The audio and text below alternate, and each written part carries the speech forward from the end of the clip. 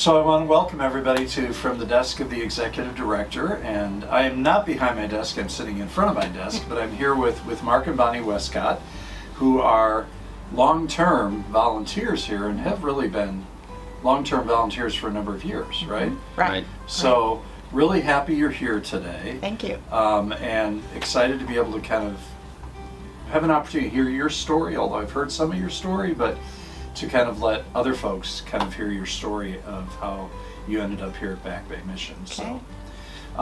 So how did you end up here, and how long ago was that? It was 8 years ago.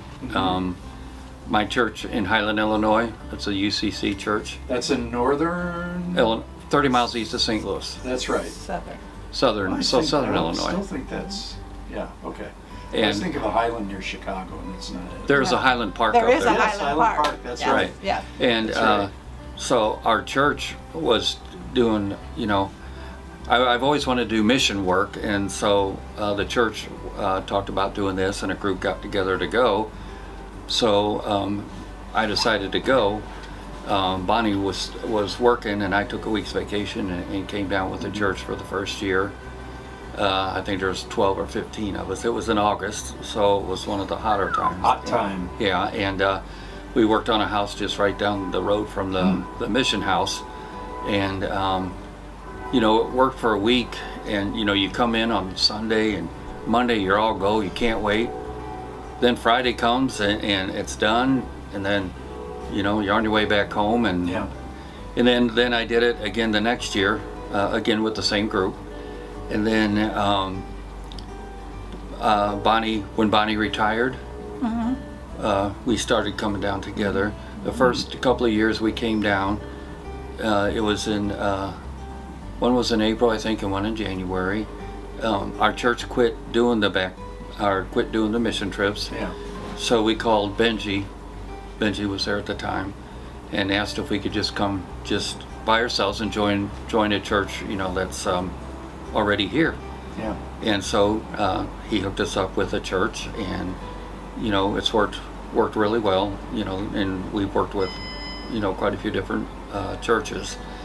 And then we did that for 2 years, right? And then we decided that you know, we come down here in January and do a week with Back Bay Mission and stay on the coast for 6 to 8 weeks and help out on the coast with volunteering with Loaves and Loaves, Fishes. right?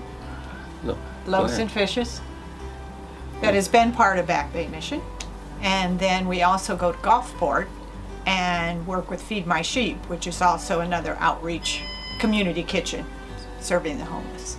Yes, that's interesting that you've decided to kind of spend much of your time down here, right, during the winter months. I think that's kind of actually beautiful. And I went to seminary in St. Louis, and I remember during the winter, ice storms. Yeah. Ice. Not a lot of snow in southern Illinois, right, or in St. Louis area, but a lot of ice. And I had traveled up to, I had to do my internship or my student pastoring in Wood River, Illinois. Oh yeah. And so I kind of always was on that other side. I remember during the winter that was always a struggle, especially at night going to meetings. So I really appreciate the fact that you've really committed that much time down here, and that I know you've engaged with Back Bay over those 6 weeks. You've been here 3 now? It's been 2, 3? 3. 3. It'd be 3 on Friday. Yeah, Yeah. 3 on Friday. And then you've kind of engaged with Loaves and Fishes, which is kind of back on our property here. Right. Loaves and Fishes lost their building. It was bought by Boys and Girls Club, or at least Boys and Girls Club is moving into it. So they lost their space, and we invited them in to use our kitchen, and as long as they need to. And so we're really grateful that you have that deep connection also to Loaves and Fishes, which feeds people that are hungry, not just homeless, but hungry. Exactly. Which I really admire. And the executive director, Suzanne's a fantastic person. So, and I know you've worked with her. So, what was your life work before you started taking all this time off in the summer, before you retired? Tell folks what you did for your life's work. I was in education, worked in daycare for 15 years, through United Church Neighborhood Houses, which was in St. Louis, and then moved all the way up to director of that program, and then went back to school and got my master's, and then went into the public school system in Alton, Illinois, and worked with pre-K. So I worked with 3 to 5 year olds. And I wasn't in a classroom. What I did, I was the parent coordinator, so I oversaw all of the activities that families did, whether during the day or the evening. I coordinated all that and made it work, and then the teachers came on board and we worked together jointly. So we did a lot of activities for our families throughout the school year. Oh, that's beautiful. And what did you do, Mark? I was a network manager for a bigger company in Highland that is with computers. They had 6, 7 outlying areas around the United States, and I was responsible for keeping the network running, because that was before Wi-Fi and everything. So back then everything was on telephone lines and all that, and so that's what I did for a company called Beeline Systems, and I did that. I've been in computers since I was in the service in '73, and so I did that. I've done that all my life, and that's what I retired as, a network manager, doing that. So, yeah, you've seen a lot of changes in that whole arena, huh? Yes, when I first started, it was punch cards, and when you program the computer, you take the card out of the system, and you had these jumper wires to make them work, and it was 1,200 baud, and look what we have now. Now 5G is the newest thing. So what was interesting, I was at an executive directors, we called the Executive Directors Anonymous, EDA.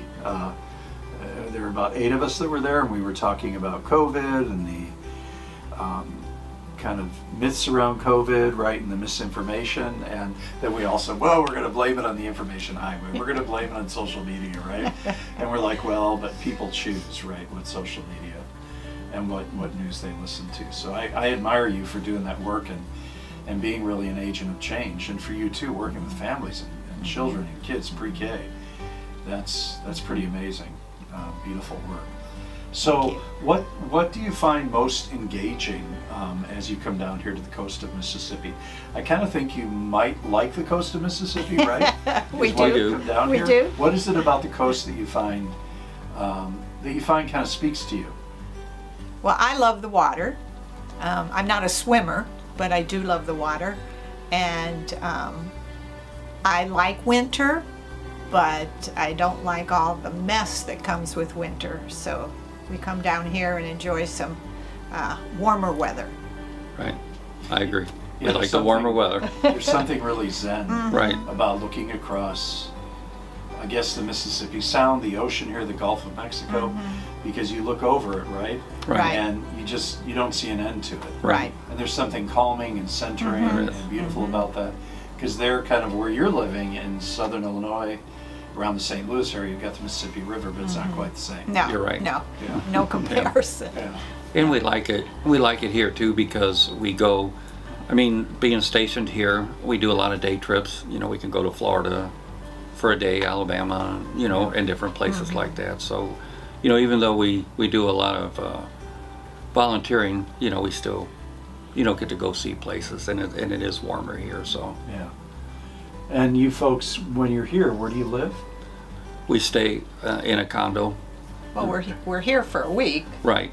with Back Bay Mission, and then we move out of Back Bay Mission and then go to a condo You just stay down in the the mission road. house, right? We stay over in the Mission House. Yes. And I actually think you're staying in a condo, like about a block from my house. Right. Yes, Because I we live are. on Trevy, and you're Yes. in a condo next to the Pink Right. Shark. Yeah, we're Yeah, right sea across. breeze. Yeah, Right. across Yeah, from exactly. Woody's. Right. Yeah. So I go to that Waffle House there sometimes on Saturday or Sunday morning for coffee and a biscuit. So And they have several of those on there's on one Beach every Road mile. there. Oh yeah. I know, right? There's a And then by Waffle where House every Loaves and mile. Fishes were, it's the one on stilts, I guess you could say. So. Oh yeah, That- right, yeah. Right. That one I can't. Well, this is maybe for the audience. It's interesting. That one I think was the most expensive Waffle House ever built. Probably. I think it cost, how Probably. much did you say? I think you told me once, $2 million I'll have to look it up. because of Because, the location. right, Yeah. being right by the, Because, the way it has to be built up to Yeah. avoid being flooded, right? Yeah. And we watched that. we watched it get, Did We you watched really? it as, Oh, as we wow. were working at Loaves and Fishers. We got to watch it from the bottom up. So Wow. that was kind of fun. Yeah. That was my very first Waffle House experience, was there. Yeah. So when I moved here, I'm like, I'm gonna go to a Waffle House because they're everywhere. They're everywhere here, like that. Like Starbucks is everywhere. We're in Phoenix or Minneapolis, right? Or probably Southern Illinois, Right, in our St. area, Louis too. area. Yeah. So, oh my gosh, yeah, it was 1.7 million elevated site. Oh geez. Yeah. Most expensive location in company history, Wow. right here in Biloxi. yeah, otherwise they just pick a lot, put up like a square box and, Exactly. you know, they're ready to go. Yeah. Yep. Yeah. Well, and I was in the Waffle House a few Sundays ago, and my local one right next to y'all, and they Lean on Me came on the radio, and my server and I started to hum it, and before we knew it, all the staff were singing it, and the whole place broke out on Lean on Me. Oh, And I wow. thought it was a beautiful moment. We all had tears in our eyes. Oh, Wow. wow. Cool. It was a Very very nice. diverse group of people, and it was like right now in the middle of this pandemic, you need that encouragement, right? Oh, So that was awesome. one thing. Yeah. I kind of thought that's going to happen, and if it's going to happen anywhere, it's going to happen in a Waffle House in Mississippi, in the Deep South. There you go. So yeah. Well, how do you reflect on the people that you've met along the coast here? Do you have kind of is it different than where you're from? I know a lot of people are say that the people here are really friendly. I think so. Really friendly. People that you just pass by, will say hi, talk Yeah. to you, often ask where you're from. Yeah. And then over the years, we've made, you know, quite a few connections and friends down here, and you know, we keep up with them, you know, throughout the year, and then of course then we catch up with them when we get back down here. But you know, everybody is friendly here, and it's just a, you know, it's just a real nice place.